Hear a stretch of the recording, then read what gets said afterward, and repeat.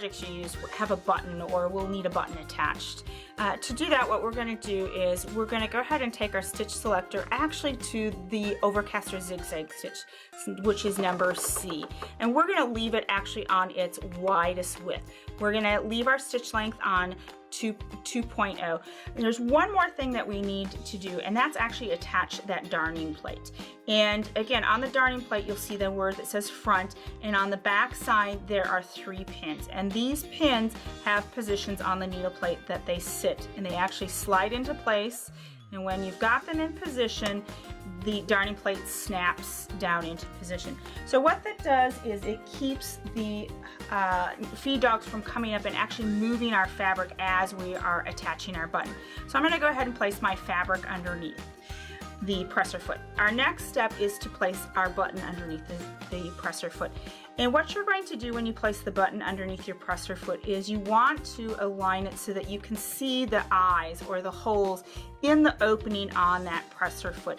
And then you always want to make sure that you test sew your or actually hand turn the flywheel so the needle can go up and down rather than pressing on the gas to ensure that your needle is actually clearing those holes.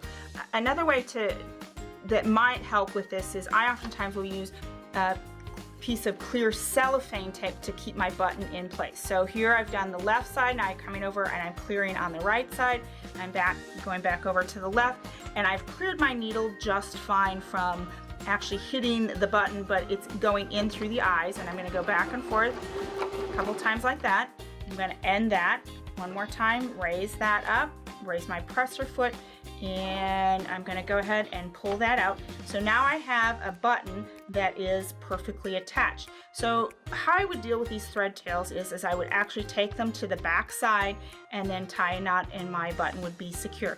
So you can see how easy it is to actually attach a button on the Baby Lock Zest using a standard presser foot and just adjusting that stitch width and aligning the needle with the eyes. There are also optional feet that you can use that are actually button attaching feet that allow you to place the button in there, and there's actually a guide for aligning those eyes. But I think using the standard presser foot on the Baby Lock Zest is really very quick, simple, and easy.